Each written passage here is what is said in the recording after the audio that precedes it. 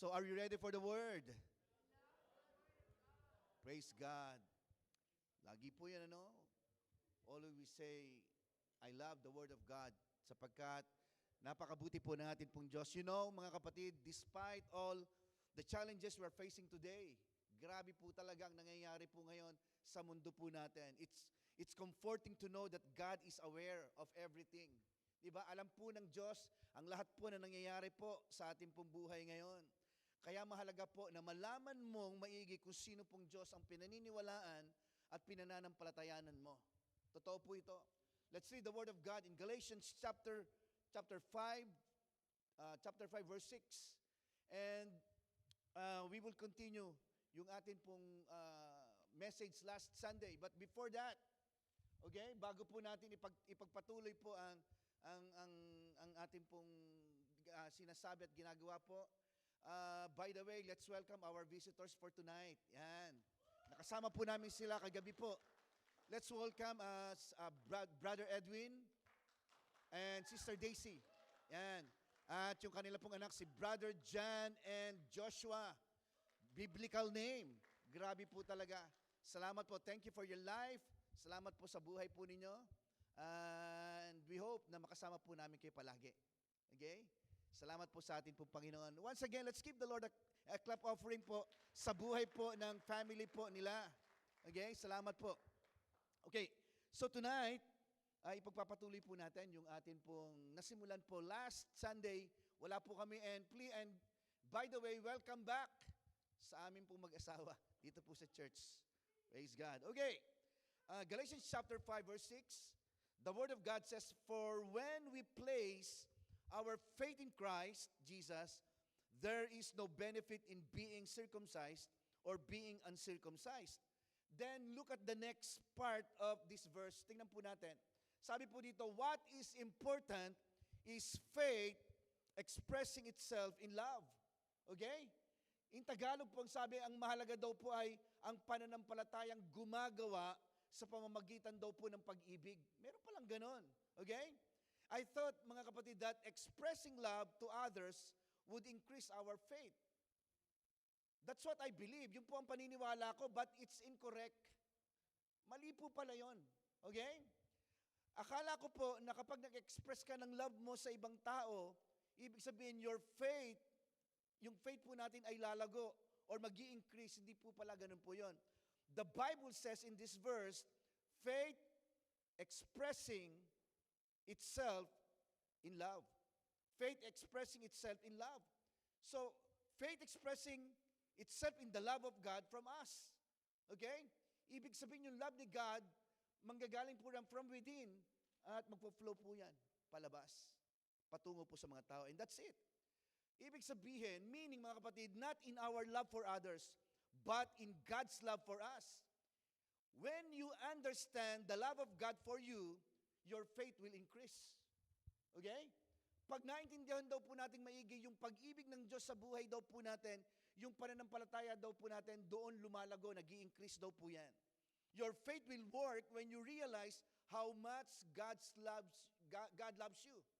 Okay? So please don't get me wrong, mga kapatid.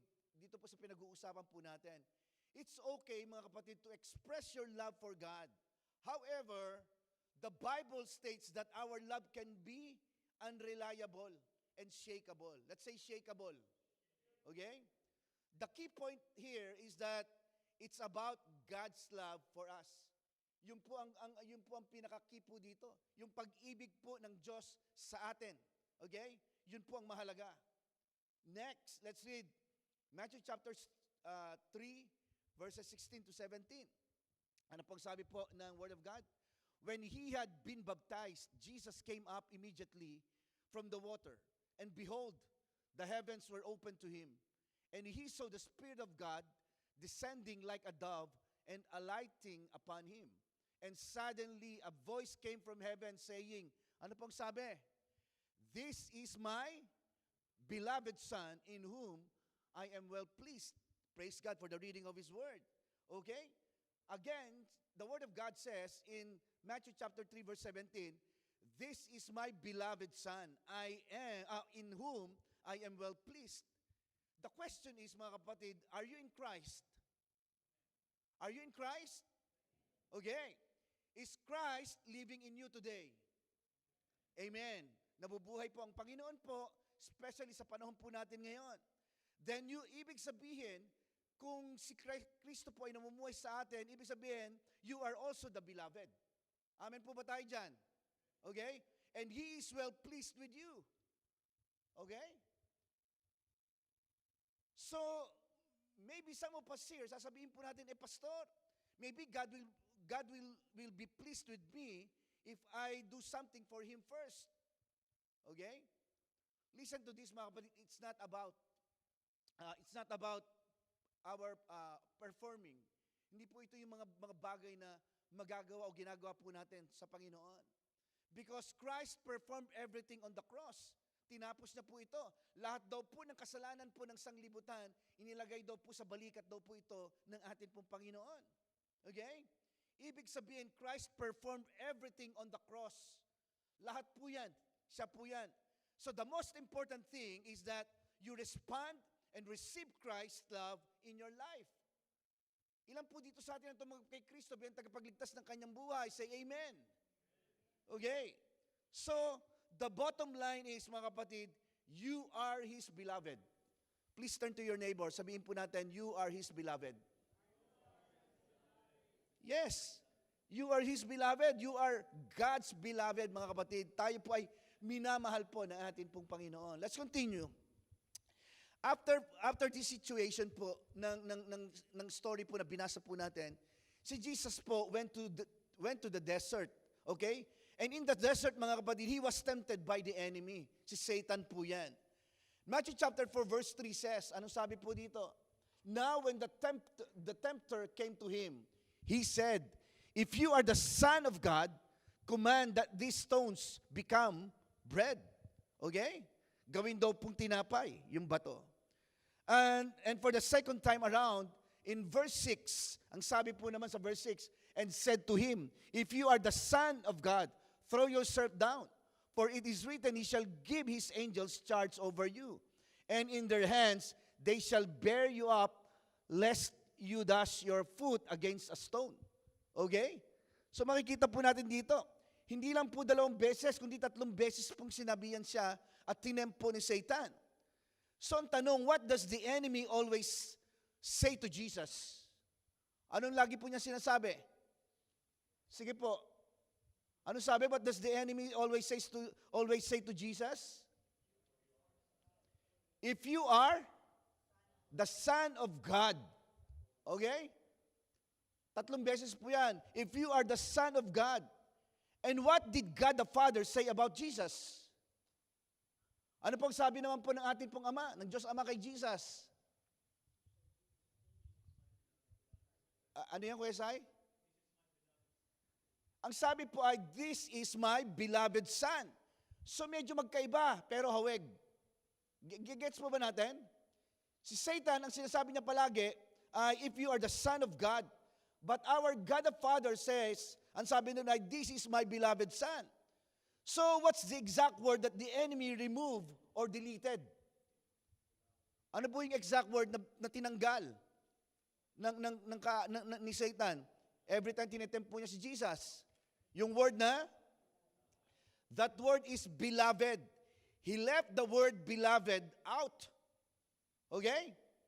It's the same thing, mga kapatid, the enemy does to us. Every time he attacks us, anong sinasabi po niya sa atin? He will always say, if you are the son or daughter of God. But you will say to Satan, sasabihin natin palagi kay Satan, no, I am not just a son of God or a daughter of God. But I am the beloved son or daughter of God. Amen po ba tayo dyan? Okay? Because He does not want you to remember that you are God's beloved. Ayaw po niya yan. So Jesus, mga kapatid, si Jesus knew that He was the beloved Son of God. Kaya po napagtatagumpayan po ng ating pong Panginoon ang lahat po ng bagay sa buhay niya o yung mga tukso po ng kalaban. Brothers and sisters, listen to this. Temptation will not work when you know that you are the beloved child of God. Amen. Hindi po magtatagumpay ang anumang gawa ng kaaway sa buhay natin every time na always renewed our mind doon po sa salitang you are the beloved child of God. Lagi po natin ilagay sa ating pong kaisipan po yan. Ephesians chapter 3 verse 17. Ano pong sabi po ng Word of God? Sabi po dito, that Christ may dwell in your hearts through faith, that you, being rooted and grounded in love. Let's say rooted. Let's say grounded. Okay?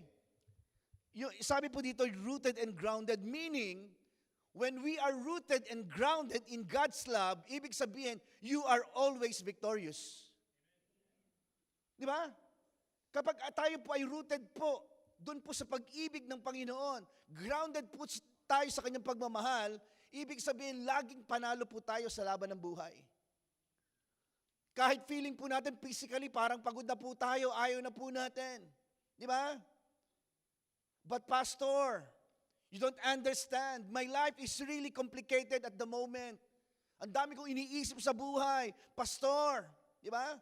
There's a lot going on in my life right now. Sometimes I don't know what to do. Ang dami kong problema, Pastor, hindi mo ako naiintindihan. Di ba? You know, mga kapatid, God gave a simple illustration. Ang ganda po nito, mga kapatid. Just listen to this illustration na sinabi po ng Panginoon.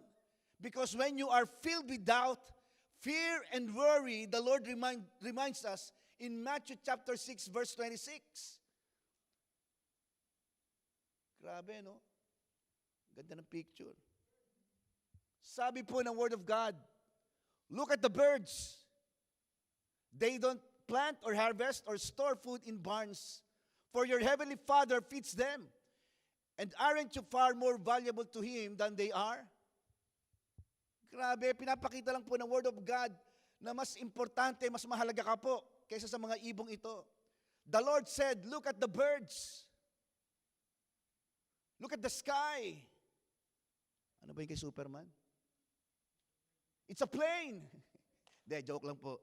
Okay, the Lord said, look at the birds. Tandaan po natin, when challenges come, mga kapatid, issues, trouble, and persecution, sinasabi ng Panginoon, the Lord said, I want you to look at the birds. It's a simple illustration, mga kapatid. Alam niyo po, itong bird po na ito, there's a classification. Hindi po lahat ng bird, hindi po lahat ng ibon, mga kapatid, ay ipinapakita po dyan. Not all of them. It's like a simple bird. One that is not worth much. Just a cheap bird. Alam niyo po yung cheap bird? Kung ano po yung sinasabi po ng cheap bird, ganito po ang tunog po nila. Chip, chip, chip, chip, chip, chip, chip. Cheap bird eh. Okay. Thank you, Kuya Caleb. Okay, cheap bird eh. Chip, chip, chip, chip, chip. Ganun po sila.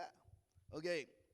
So, there's a classification that God wants to show you a specific type of bird. Not all of them. Okay? Sabi ko nga po sa inyo, it's like a simple bird na walang masyadong value po ito. Matthew chapter 10 verse 29, ano pong sabi po? Sabi po dito, what is the price of 2 sparrows? 1 copper coin? But not a single sparrow can fall to the ground without your Father knowing it. Grabe po ito. Sabi gano'n, the Bible says, the price of 2 sparrows is equivalent to 1 copper coin. Or the price, parang ganito lang po yan eh. The price of 2 cheap birds is equivalent to a 1 cent New Zealand dollar. Yun po ang ang comparison po nun. Meaning, these birds are cheap. So the Bible says, but not a single sparrow can fall to the ground without your Father knowing it. Why? Bakit po? Because God knows every sparrow. Okay? He knows what they eat. He knows what time they wake up in the morning. Alam po ng Panginoon. Okay? He knows every single sparrow. That's how intimate God is with the sparrow. Alam niyo po ba ang katulad ng sparrow po sa Pilipinas na ibon, na cheap bird? Ano po sa palagay po ninyo? Maya bird. Yan po yun. Okay? So, Luke chapter 12 verse 6. Tingnan po natin. Sabi dito, what is the price of 5 sparrows? 2 copper coins? Yet God does not forget a single one of them. And the very hairs on your head are all numbered. So don't be afraid. You are more valuable to God than a whole flock of sparrows. Tingnan po nito verse 6. Oh. What is the price of 5 sparrows? 2 copper coins? Okay, the question is, tingnan po nito ha. 2 sparrow equivalent to 2 sparrow, 1 copper coin. What about 4 sparrows or 4 cheap birds? Cheap birds. How much po yan? Ilan po? Dinagdagan mo ng 2. 2 plus 2, 4. Ang 1 po ay, ang 2 sparrow po, 2 cheap birds ay 1 coin, 1 copper coin. Pero times 2, 4, ilang copper coin po? How many? Ha? Dadating tayo doon. Ilan po? The answer, 4 sparrows or 4 chips, how much do they cost? 2 copper coins. Di ba? Ganun po yun. So the answer is 4 copper coins or 4 cents in New Zealand dollars. Cheap o mahal? It's very cheap. Di ba? Kaya, for the price of, tingnan niyo po ito ha, Luke chapter 12 verse 6 mentions that 5 sparrows cost 2 copper coins. 4 lang ang pinag-uusapan natin. But dito, 5 na. Pero dun sa 5 na yon, 2 copper coins lang. Di ba? So ang isip natin dapat 4 lang. In other words, mga kapatid, these birds are cheap and don't have much value. But the Word of God says, yet God does not forget a single one of them. Even the cheap bird, God does not forget, mga kapatid. Ibig sabihin, tingnan po ninyo to, ang kagandahan po dito, meron pong free. Gets po ba natin? Instead na 4, ginawang 5. Meron pang, ibig sabihin, meron pang dagdag na isa. If this is how God treats these cheap birds, what about us? Kung ganito po, pinapahalagahan po ng Diyos, ang mga cheap birds po na ito, mga kapatid, paano ka pa? How about us, mga kapatid? We can be confident that He will shower us with even greater love and care. Amen. Okay? Makakaasa po tayo na bibigyan kanya ng higit na pagmamahal at pangangalaga, kapatid. Verse 7, ano pong sabi po? Luke 12, verse 7. And the very hairs on your head are all numbered. So don't be afraid. You are more valuable to God than a whole flock of sparrows. Bilang daw po ng Diyos ang buhok na meron po tayo. Di ba? Kahit nga yung walang mga buhok alam po ng Diyos kung anong number meron kayo. That's 0. Di ba? So the Lord said, sabi ng Word of God, don't worry. If I can take care of those birds, I can take care of you. Amen. So, ang tanong po sa atin ngayon pong gabi pong ito, what is your problem? Ano po bang problema meron po tayo? Are we worried about food? Tuition fee for your children? A good job? A stable career? Or a brighter future? Okay? The Lord said, I'll take care of you. Ako ang bahala sa'yo. Pakisabi po sa katabi po ninyo, left and right, bahala si Lord sa'yo. Okay? Matthew chapter 6, verse 25. Matthew 6, verse 25. That is why, sabing ganon, I tell you not to worry about everyday life. Grabe po ito. That is why I tell you, sabay-sabay, not to worry about everyday life, whether you have enough food and drink or enough clothes to wear. Isn't life more than food and your body more than clothing? Grabe ito, specific. Di ba? Ibig sabihin, if we believe in God's word, mga kapatid, what should our attitude be? Ano bang kinakailangan natin maging tugon po dito? Simple, pero mahirap gawin. You just believe and receive. Paniwalaan mo ang pangako ng Diyos at tanggapin mo ito sa buhay mo. Because if we truly believe, mga kapatid, we should trust in His care. Release our worries. Ibigay po natin sa Panginoon ang lahat ng mga agam-agam, mga pag-aalala po natin, and walk in faith, mga kapatid. Hallelujah. Kapag tayo po'y nag-aalala, natatakot, nag-aalinlangan, ano ang dapat mong gawin? Ha?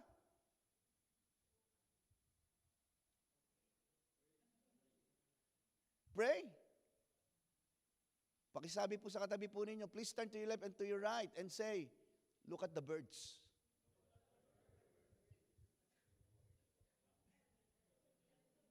Praise God. Look at the birds. The Bible says, sabi ng Word of God, they don't plant or harvest or store food in barns, for our Heavenly Father feeds them. And aren't you far more valuable to God than they are? Mahalaga po kayo sa Diyos.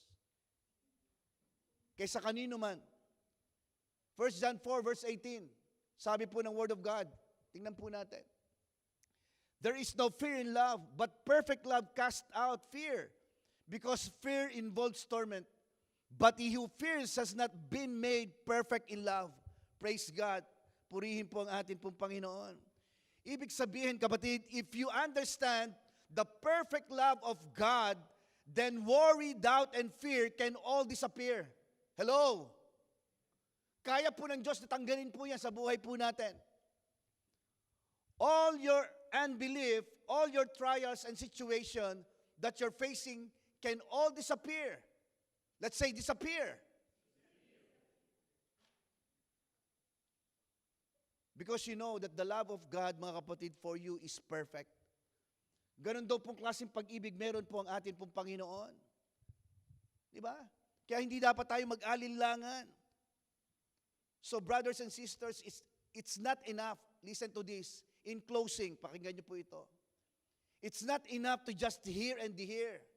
At some point, we must make up our minds to do what we have heard. Every Sunday, pupunta po tayo, nakikinig po tayo ng Word of God. Mga kapatid, hindi po sapat na Sunday by Sunday na nakikinig ka lang. We must do what God's Word says. Di ba? Marami po tayong bagay na kinatatamaran. Pero higit sa lahat, sa dami po ng mga pagpapalang tinatanggap po natin sa Panginoon. When was the last time na nagpasalamat ka sa Panginoon? Di ba? Sometimes yung mga malalaking bagay lang nakikita natin. But when was the last time nagpasalamat po tayo sa Panginoon?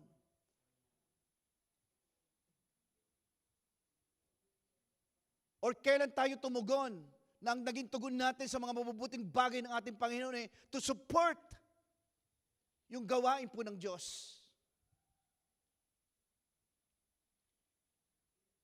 Di po ba? So, yun po yun Ulitin ko po, it's not enough to just hear and hear, mga kapatid. Or hindi sapat po na Sunday by Sunday na nakikinig lang po tayo ng salita po ng Diyos. Yung mapapasok po tayo sa loob ng simbahan, pag upo po natin, after po natin makinig, uuwi po tayo, tapos na. Hindi po ganoon ang buhay po natin bilang mga mananampalataya. Pag sinabi pong love, give and take po yan. But God, si God po hindi po siya nag-i-expect. Kasi yung kanya pong love ay unconditional. Walang hinihinging kapalit.